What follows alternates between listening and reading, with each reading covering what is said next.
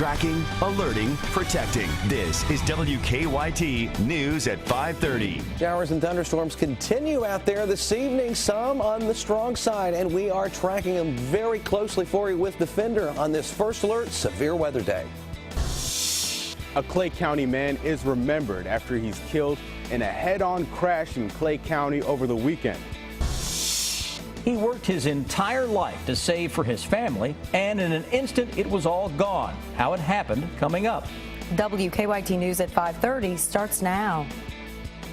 Good evening to you. We continue to track some strong thunderstorms making their way through the region. We've already seen reports of hail here in central Kentucky. We appreciate you sending in pictures. We've had several eyewitness pictures of hail. For example, in Madison County, viewers are telling us they're also seeing hail around Richmond and some other surrounding counties. And tonight's storms could bring even more hail, heavy rain, and strong winds. Let's check in now right away with our meteorologist, Jim Caldwell. He has the latest on this WKYT First Alert Severe Weather Day. Jim? It is pretty active out there, guys, with rounds of showers and thunderstorms showing up through central, now into eastern, and back down toward Bowling Green. So back out into south central Kentucky, also getting in on some of this activity. Numerous severe thunderstorm warnings have been popping up as we've gone through the past couple of hours.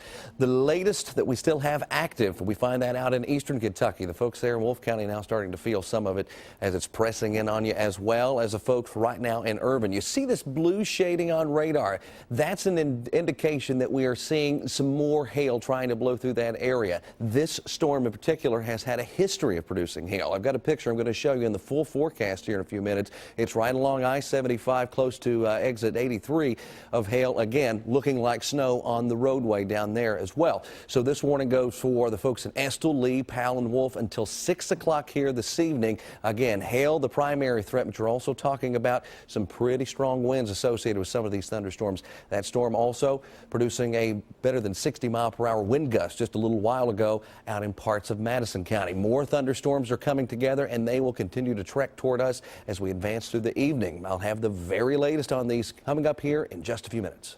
Thank you, Jim.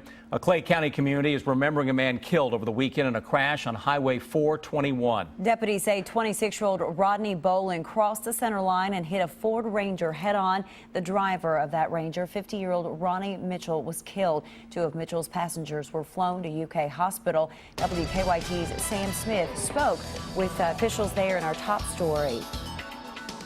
Ronnie Mitchell is described as a man that enjoyed to help people. His family says it's a shame his life ended this way. Police say Mitchell, his girlfriend Melissa, and their 2-year-old daughter were traveling on US 421 Saturday evening before an SUV going in the other direction hit their pickup truck. Mitchell died at the scene. His girlfriend and their daughter were taken to UK. It broke my heart. Barbara and Heidi Williams work less than a mile from the crash site. I was in the traffic after work, though, right after it happened. They're also sisters-in-law with Mitchell's girlfriend, Melissa. They say he was an outstanding man that cared about others. It's why he was a volunteer firefighter in Clay County. He was involved only to save lives. I mean, he took training for this. Yeah, he's a good guy. Police say the man responsible for the crash is Rodney Bolin. He's charged with murder, 2 counts of assault, and DUI. Police say he was on drugs. Mitchell will be fondly remembered by those close to him. He loved everybody, and if he'd always say, if I've done anything to anybody, if anybody's ever done anything to me, I forgive you. Bolin was arraigned in court today. He pleaded not guilty. He'll be back in court on October 13th. And he's being held without bond. In Clay County, Sam Smith, WKYT. Funeral arrangements for Ronnie Mitchell are being handled by Rominger Funeral Home in Manchester. Visitation is set for Tuesday and Wednesday, with the funeral being held on Thursday. In our county-by-county coverage here at 5:30, we're tracking stories in Lee, Knott, and Perry counties. We begin in Lee County. That's where Kentucky State Police are investigating another deadly crash. Police say the 23-year-old Douglas Olinger was driving along Kentucky 498 near Kentucky 11 when he lost control and hit a tree on Friday. His passenger, 21-year-old Kyle Dunaway, died at the scene.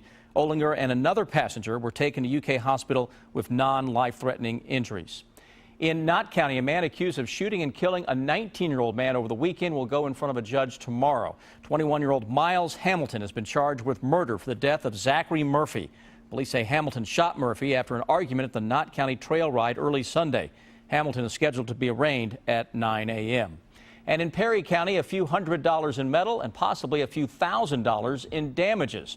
Kentucky Power says they're seeing an increase in the number of people trying to take copper from power lines to sell for scrap. The thieves turn to recycling centers to sell the wire, but those centers are working to make sure they don't buy anything stolen. Just try to follow all the state guidelines, which is get a copy of their driver's license, take a picture of the item that comes in on the scales. Kentucky Power says when they replace the lines, the company uses aluminum and not copper. Kentucky State Police are still trying to track down a missing 15-year-old girl in Madison County. Troopers say Sierra Reinhardt has been missing since about 1:15 Friday morning. Sierra was last seen in the parking lot of the BP station off of exit 95 on Interstate 75. She's about 5'6", weighs 135 pounds. If you have any information on where Sierra might be or if you've heard from her, you're asked to call Kentucky State Police.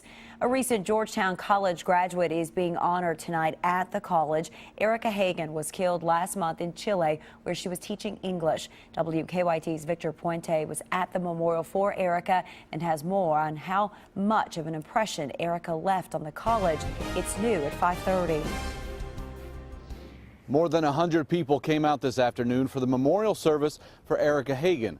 The people who knew her while she was here said she was the kind of person who brought joy to everyone around her. Hagan graduated from Georgetown College earlier this year.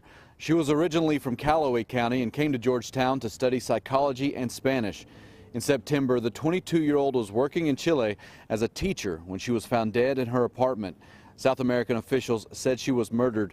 Today's ceremony was a time for the people who taught her, worked with her, and were her friends to share their stories of the young woman who made a big impression in her 4 years here. Her father spoke to the group, thanking them for their support. I never did realize how much my daughter affected people's lives until now. We all have our stories of Erica Hagan and how much of a special person she was. And it is something that I know I will greatly miss her. This was the second memorial service for Hagan. Her family held one in September in Marshall County. In Scott County, Victor Puente, WKYT. A security guard at the Chilean college where Hagan was teaching has been arrested in connection to her death. You simply answer the phone and a person on the other line tells you you've won millions of dollars. What do you do? Many people have made a mistake that ended up costing them dearly. They really got me real good, you know. I thought I was a little smarter than that. Edgar Woolham ran a popular restaurant for decades and had prepared for his retirement. But thieves running a lottery sweepstakes scam literally took it all. It started when he got a call saying he won $3.5 million. All he had to do was pay the fees. They start out at a relatively low sum, maybe $300 or $400. Then they keep going up, and before you know it, you're in the thousands. They lured him along, telling him he also won a Mercedes-Benz. Then they try to convince you that they're your friends, and they want to make sure you get all this money. In all, Edgar lost $25,000. His savings gone. Money he had saved for a purpose. It's going to help me to do some things I've been wanting to do all my life, you know, as well as take care of my family. Sadly, con men often take aim at the elderly. List brokers take those names and pass them on to other people who are trying to get a hold of you. They're looking for that 4 to 6% response rate on those 1,000 names that they send out. Postal inspectors have simple advice. If you don't know the number, don't answer the phone.